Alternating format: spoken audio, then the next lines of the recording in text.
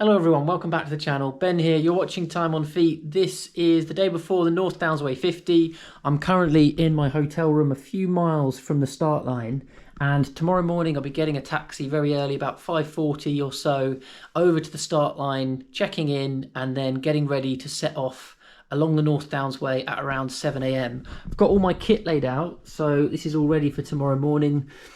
Some breakfast over here.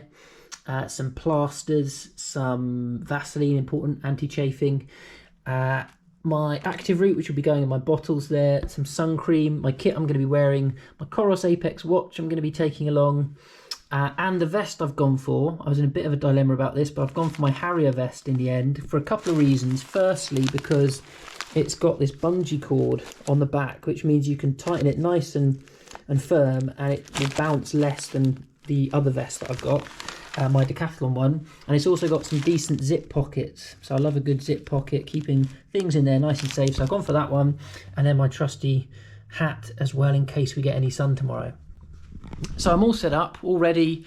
I've had, pre-race nerves this week, I would say, which is very typical for me when it comes to longer races, other ultras I've done before. But overall, feeling pretty good today.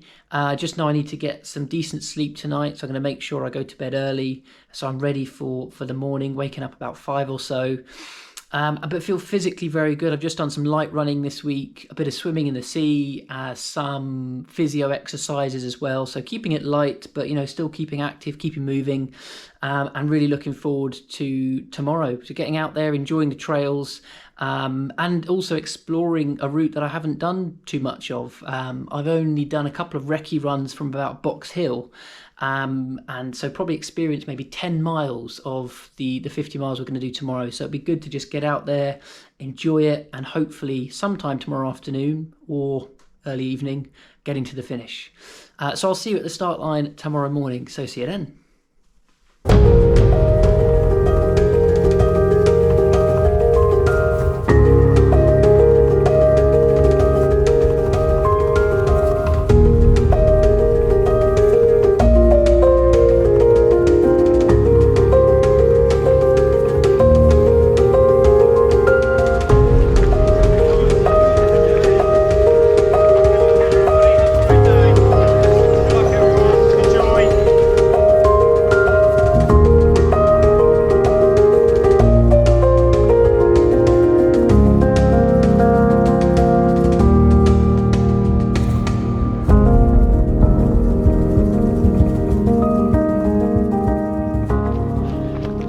Right, so about 4 miles in at the moment.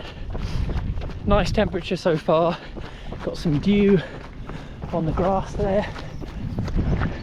There's Dan Runs out in the distance. I'll drop a link to his channel below in case you want to check it out if you haven't already. But yeah, going good so far. And I think about a couple of miles from the first aid station, which I'm not going to stop at because I won't need to refill my bottles until the second one. But yeah, nice out on the downs so far. Okay, we're 8 miles in, slightly ahead of schedule, so I've been looking at my times that I've got for each aid station based on a kind of sub 9 hour, but slightly ahead of those at the moment, so I should probably pace it a little bit more between this first and second aid station. So just came past the first aid station back there, but feeling good. Oh, just checking I'm going the right way. Yeah, here's the confidence signs. There we are. So just coming up to St Martha's, first kind of more extended climb. So just up over there. You alright? How you doing? Yeah, all good. You had to be standing at the top just here, didn't you? Didn't want to make it easy. Could have got us on the downhill. Mate, you worked for it. Yeah. Looking good, buddy. Keep Cheers. Going. Hey, you alright? Yeah, good.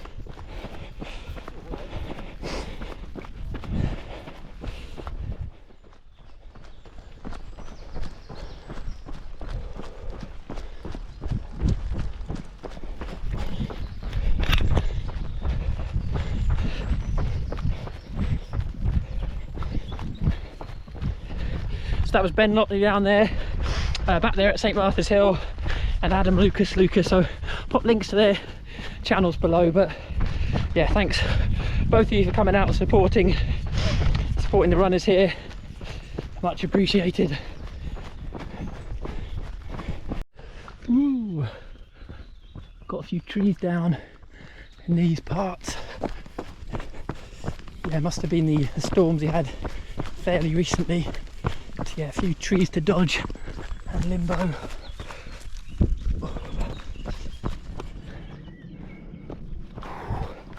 Lovely view there.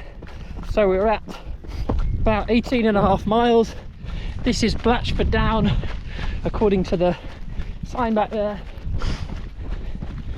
And yeah, feeling good overall at this stage. You know, very early on still, but this first half has generally been quite easy running. Not, you know, no extreme hills, fairly soft underfoot, mainly going through the woods. So yeah, really enjoying it at the moment.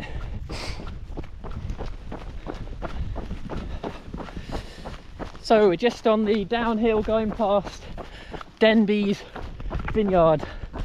That looks amazing there. You can see all the vines going out off into the distance.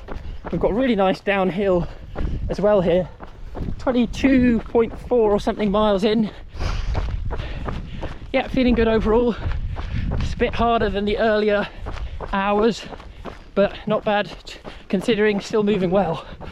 And in a few miles we've got Box Hill coming up, although this year we've got an alternative route, so we still have to get up to the top of Box Hill, but we've not got the infamous Box Hill steps, but expecting still a good bit of elevation in a couple of miles time, so that to look forward to.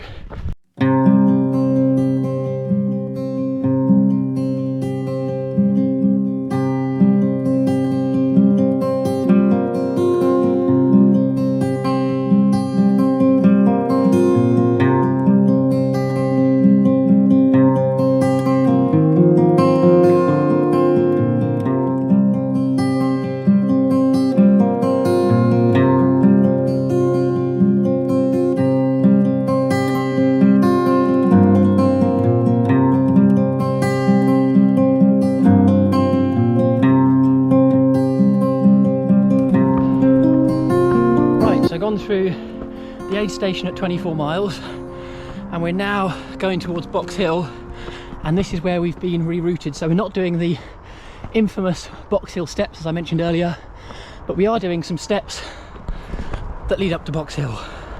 So good bit of elevation here, so I think I'm ahead of schedule to where I kind of wanted to be, so I'm gonna take it easy on these steps, take a bit more time over them.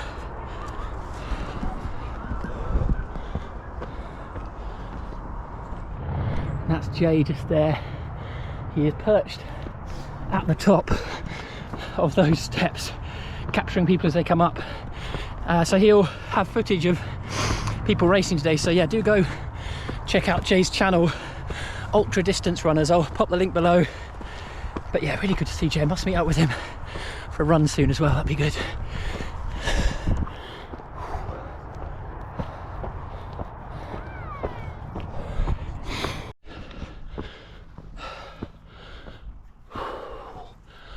Right, about marathon distance in. Yeah, 26.2 miles, 4 hours 4, another big hill. So just trying to pace it on these hills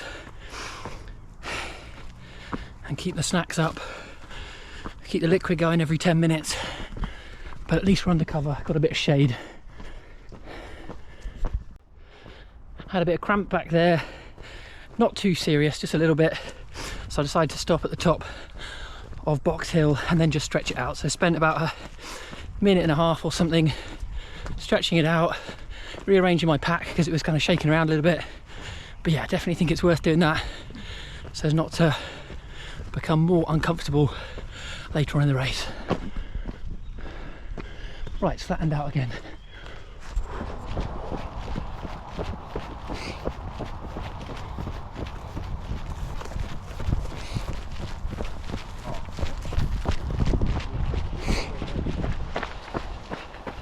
So it's heating up a bit, getting a bit more tricky.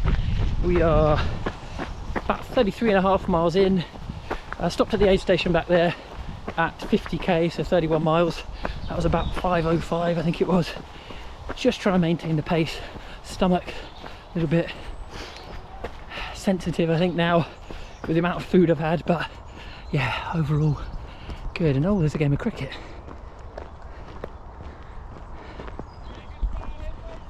Yeah.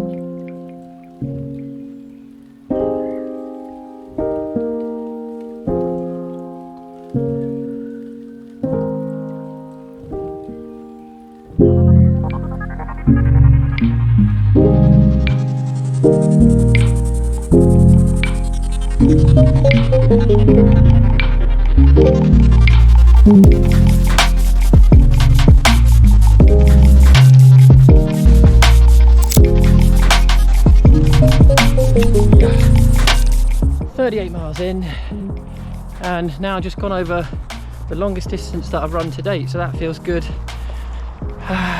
Slightly getting zombified at this point, so yeah, it's a bit of a battle, but still moving.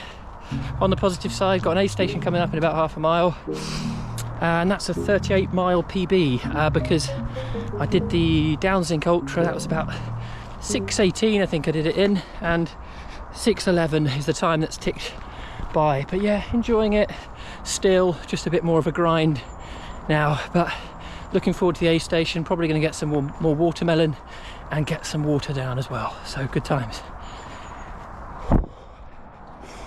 Right, last aid station done at 43 miles. Had so much watermelon there, a few strawberries as well. Really seem to be craving watermelon in the later stages of the race today.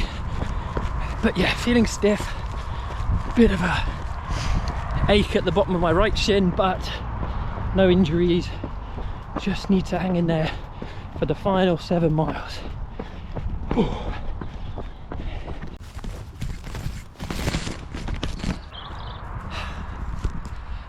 Right, 46 miles in. These miles are very tricky, very difficult. They just seem to go very slowly, but it's not long, got to remember that. Probably another 50 minutes of running maybe. So yeah, last aid station's done back there, so you know, just onwards now to the finish in Knockholt Pound. And actually the sun's gone in a bit too, so it's a bit cooler now, which does help.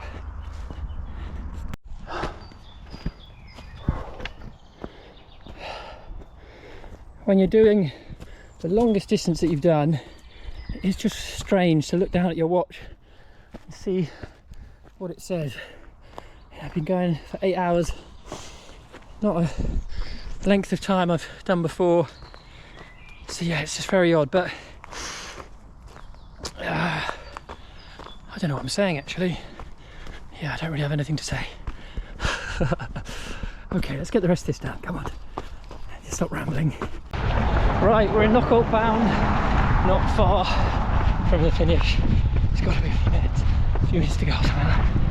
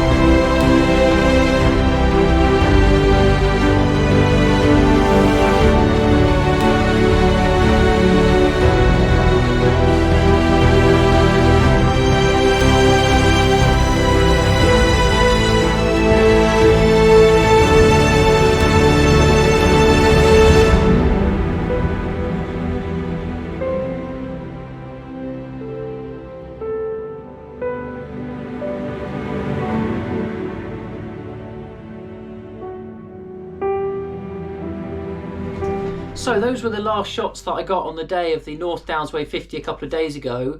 Since then I've been recovering well, so I have been walking around a bit awkwardly. My legs have felt a bit stiff, but I have been doing things to keep the blood flowing, elevation, my cold baths, going to swim in the sea a little bit as well. And overall, I'm just really proud of the achievement, really, with the North Downs. I've got my medal here, which, yeah, Centurion don't seem to mess about with their medals. It's quite a hefty one. But I'm really, really proud of this because it was tough training for it. It was tough running it, particularly in the later stages of it as well. But yeah, overall, just really pleased with how it all turned out. And in terms of my goals for the day, so I managed to come out with my A goal of sub 9 hours. My B goal was sub 10 hours. C goal was just to complete it. And the tactic I was using on the day, which was an idea I got from Dan Runs, who I mentioned earlier, it was just to have the split times of someone who had done sub 9 hours from last year, and I had them basically printed out in a packet with me. So yeah, to keep them waterproof, just in this little bag. And then I would just check as I went through each aid station that I was roughly on course. It's not an exact science, because it could be that someone who did sub 9 hours last year would be slightly speedier on one section than you were, or maybe they'd approach hills in a slightly different way, but just as a kind of general idea. So this was a bit of confidence going through. If I realised, okay, I'm slightly ahead, then I could maybe cut back on the speed a little bit. And I used it throughout. And I'll put up the difference actually, just so you can see. So the sub 9 splits that I was looking at from someone who did it last year, and then the ones that I had from the aid stations as I was going through them. I did think at one point I might have set off a little bit fast because I was a bit ahead of those aid stations, and it might have been that overall I was going a bit too fast in the first half because I felt the cramp I mentioned around 25 miles. Bit of an issue with my lower shin later on as well, stomach issues. But could any of those things have been lessened somewhat? I'm not sure. I don't really mind because I was still happy with the outcome in the end. So really pleased with it. In terms of my other goals, besides time, did I enjoy it? That was another thing I wanted to try and have as a goal for the day. I enjoyed a lot of it, which I think is all you can hope for really with a race of that distance. I didn't enjoy every part of it, but lots of it I did enjoy, running trails that I hadn't really run too much before, meeting other people and chatting to them along the way. There's a good few people I met about, and the volunteers at the aid stations were amazing as well. So yeah, lots of enjoyment to be had there. Difficult times too, of course, but that's ultra running, that's what it's like. And then my final goal, that was, in fact, this was probably my most naive goal of all of the ones that I set. And that was to try and only spend 10 minutes stood still. So to try and make sure I only had 10 minutes of non-moving time. So looking back at my stats for the race, I think it was 17 minutes in the end. But I kind of realised, probably midway through the race that actually it's not something it's something you can kind of think about generally in the back of your mind, but actually you have to just adjust. And there was a point where I needed to stretch out. There was a point where I needed to take a bit more time at an aid station. And with this distance, actually, it's sensible and it's a good idea to do that, to make sure that, you don't feel any of the issues that you're facing much more seriously later on. So that went really well. The reason why I didn't take any other footage on the finish line once I got through was because once I checked my phone, I realised that I had a message, and I needed to go up to London and see some family in hospital. And I just wanted to say a really big thank you to one of the Centurion volunteers. I don't know her name, unfortunately, but she was really, really helpful. She was trying to help me book a taxi to get to the station. And she must have looked up about maybe 10 different taxi companies on her phone. We were trying to call them. She was trying to find people so I could get to the station to get up and see my family. But she was just so helpful and doing absolutely everything she could. And I think that was a big theme for the day, really. People were just kind of looking out for each other and trying to make sure people had the best experience that they could do. So if you're watching, thanks very much to that Centurion volunteer, and really much appreciated. So thanks for tuning in, everyone. Really pleased with how it all went in the end. And if anyone did the race on the day, then drop me a comment below. Let me know how you found it, or if you've got any questions about the race, if you think of doing it in the future, then let me know. But yeah, stay safe, take care, and I'll see you all in the next one.